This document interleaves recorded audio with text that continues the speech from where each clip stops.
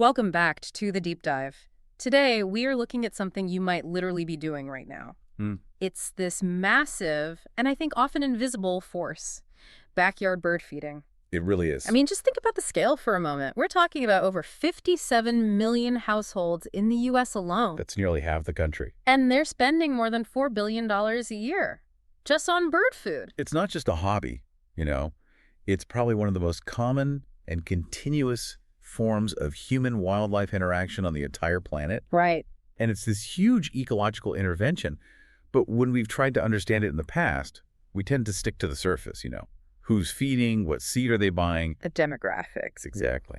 But today we want to go deeper. We're looking at findings from these highly engaged citizen scientists, participants in Project Feeder Watch. And we want to understand that real-time feedback loop. How do people's direct observations of nature, you know, seeing a hawk, finding a sick bird, how does that influence their immediate emotions? And then how do those emotions actually translate into action? So we want to unpack what people are really seeing, what feelings are actually driving their decisions, and whether they're connecting the dots on the ecological consequences, the good and the bad. Exactly. So where do we start, I guess, with what they're actually observing? The data here suggests it's like they're running this incredibly detailed surveillance system in their own backyard. They absolutely are. The intensity of it is. It's striking. They were seeing the full spectrum of ecological drama play out. Okay, like what? Well, for instance, 88% of them saw a native predator, a hawk, near their feeder in the past year. 88%. So that's almost everyone. It is. The threat of natural predation isn't some abstract idea for them. It's something they witness constantly. And it's not just the natural threats, right? I'm seeing that 57% also saw an introduced predator, a cat, near their feeder. Yep. So you've got the hawk watching from above and the neighbor's cat watching from below. And what about the less visible threats, like disease? Also incredibly high. 62% reported seeing a diseased bird. And they're not just guessing, they're specific. How so? Of those who saw a sick bird, 65% specifically identified swollen eyes. That's a classic sign of mycoplasmal conjunctivitis. Ah, right. The house finch disease? The very one. It's Yeah. devastating and spreads like wildfire at feeders. So why the house finches? Why are they so central to this whole disease conversation? It's all about their social behavior, really. They flock so tightly together and they'll crowd right onto the feeder ports. Making it easy for things to spread. The perfect storm for disease transmission. The fact that so many people reported that specific symptom shows you these aren't just casual observers. They are educated, they're attentive. And they're not just tracking the bad stuff. No, not at all. 51% reported an increase in bird abundance. They see the good and the bad, the predation, the disease, but also the thriving populations. It creates this direct, lived link between what's happening in their yard and how they behave. Okay, so that sets the stage. They're watching everything. Which brings us to the next part, the behavioral response. This is where the psychology gets really fascinating. It really does. Because there's this major difference in how they respond to a native predator versus an introduced one. This is the big aha moment of the research, I think. The cat versus the hawk. Right. They're both taking birds from the feeder. But the human intervention is profoundly different. And it's all based on where that predator comes from. So let's look at the numbers. If a cat is seen, what happens? Overwhelming intervention. 95% of people said they would take some kind of action. 95%. That's almost universal. It is. And the most common action, it was direct. 84% said they would scare off the cat. So a confrontational approach. A very strong sense of justified interference. Yeah. Now, hold that 95% in your mind Okay. and compare it to the hawk. When a native hawk is seen, only 46% said they would do anything at all. Less than half. That's a huge drop. And the actions they did choose were almost entirely passive. The most common response, at 35%, was to provide shelter for the smaller birds. So they might, move the feeder closer to a bush? Exactly. Whoa. Or put out a brush pile. They adapt the environment. They don't confront the predator. That gap is just staggering. 95% for the cat, 46% for the hawk. What on earth drives that? It all comes down to emotional attribution. That's the mechanism that turns an observation into an action. Okay, break that down for me. So when people saw a cat attack a bird, 47% of them felt intense anger. Anger. And even more telling, 19% blamed others, meaning they blamed their neighbor for having a free-roaming cat. Ah, so it's a human failure. an anthropogenic problem. Precisely. That anger, that sense of human negligence is what drives them to intervene so aggressively. They feel like they have to police that failure. They see the cat as an unfair, unnatural threat. An unnatural threat that they are responsible for correcting, yes. Now, contrast that with the hawk. Right. Only 7% felt angry. The main response wasn't even an emotion, it was a conclusion. 69% of them just saw the event as natural. Hawks gotta eat. That's basically it. And that attribution, that this is just nature being nature, was the key reason they didn't act. The hawk is following nature's law. The cat is breaking a human one. That's a really powerful insight. Okay, so they intervene aggressively against what they see as a human-caused threat.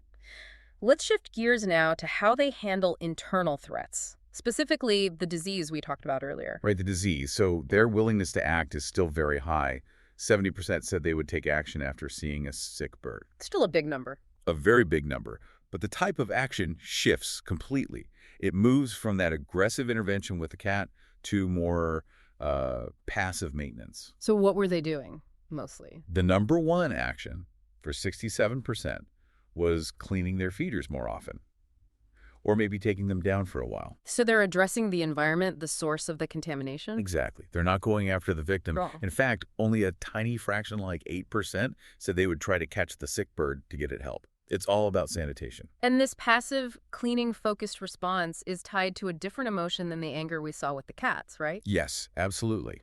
While anger drove the cat intervention, cleaning was strongly associated with feeling worried.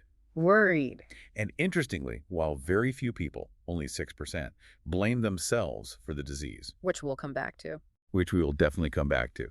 But those few who did feel responsible were much more likely to take these cleaning steps. The key point here is that any negative emotion, sad, angry, worried, made people more likely to do something. If they felt neutral, they did nothing. If they felt worried, they cleaned. So we've got these attentive, highly emotional wildlife managers in our backyards. Which brings us to the next section, which really speaks to their level of commitment. Oh, yeah. We know it costs billions, but when you ask them what actually drives their decisions about how much to feed, their personal constraints they barely even register. It's incredible. It points to this sense of duty that seems to override basic personal economics. When you ask them to rank what's important for deciding how much seed to put out, things like time and money are the absolute bottom of the list. So if it's not their wallet or their schedule, what is it? What are the top factors? They're overwhelmingly external, and they're all related to what they perceive as the bird's needs. Okay. Number one, for 59%, was temperature.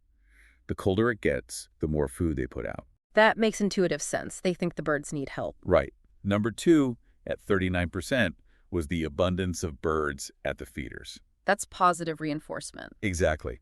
More birds show up, they feel like they're doing a good thing, so they feed more. And number three, interestingly, was the number of diseased birds at 23%. So they're driven by these external cues about the bird's welfare, good and bad. Now compare those numbers to the personal constraints. It's a stark contrast. Yeah. Only 13% said money was important. 13. And just 9% said time was important. Just think about that. Your decision to spend more money on bird seed is driven more by a cold front moving in than by how much money is in your bank account. That's a really powerful statement about their motivation. It's not a hobby driven by convenience. Not at all. It suggests this deep sense of ecological necessity. They are feeding the birds based on what they think the birds need, not what they can comfortably afford or manage. The activity just transcends typical consumer behavior. And that commitment to the bird's welfare leads us right into our final section, which is all about perception. Right. We know they're engaged, they're committed, they're sensitive. So what do they think is the net result of this whole multi-billion-dollar operation? They have a profoundly positive view of what they're doing. They see themselves as protectors, as providers. 75% believe their feeding increased the total number of birds. And what about survival? 64% believe it improved overwinter survival. So in their minds, they are a huge net positive for bird populations. That positive self-image is great, but here comes the paradox, the critical finding. Mm-hmm. We already established they're excellent observers of the bad stuff, too. Yes, we confirm that. Yeah. 62% of these super attentive people saw a diseased bird in the last year. They saw the swollen eyes, the sick behavior, the death. They are seeing the negative event directly and frequently. No question. But the disconnect is just massive. They see the disease, but do they connect it back to their own feeder, which is concentrating the birds and helping it spread? They absolutely do not. Yeah. When you ask them about the negative impacts of their feeding, a minuscule 6% believe their own activity was increasing the prevalence of disease. 6%. So you have 62% observing the problem, but only 6% taking any responsibility for causing it. That is the central insight of this deep dive. They're literally seeing the evidence with their own eyes. They're cleaning the feeders because they're worried about it. But the vast majority just refuses to make that final connection. Why? Why is that filter so strong? It's what the study calls a missing feedback loop. That strong, deeply rooted belief that feeding helps birds acts like this powerful psychological shield. It protects their identity as a helper. It has to. They see the negative impact, but they fail to recognize their own role in amplifying it. Because if they accepted that their feeding spreads disease, it would challenge their fundamental identity as a good, ethical steward of wildlife. So the blame has to be externalized, even if the worry makes them clean their feeder. So this whole deep dive really paints a picture of backyard bird feeding as this perfect dynamic model of a coupled human and natural system. It really is. Human actions are governed by real-time observations of nature, but those observations are filtered through our own emotions. Anger makes us act against cats. Worry makes us clean up after disease. And the main takeaway is that just observing something isn't enough to change behavior, not if it conflicts with a deeply held belief about who you are. People are really responsive, but they actively filter out information that makes them responsible for bad outcomes. They'd rather blame others, like with the cats, or accept it as natural, like with the hawks. So this leaves us with a huge question for conservation. If these highly motivated, highly attentive people are already seeing the ecological harm, but they are psychologically blocked from connecting it back to their own actions, where do we go from here? We can't just shout facts at them. No, you absolutely can't. That kind of messaging is just going to hit a brick wall, a wall built out of their self-perception as protectors. So future strategies have to tackle that head on. How do you introduce the nuance of ecological consequence to people whose entire identity is tied up in the act of being helpful? We have to figure out how to talk about the consequences of feeding without undermining the profound emotional value people get from it.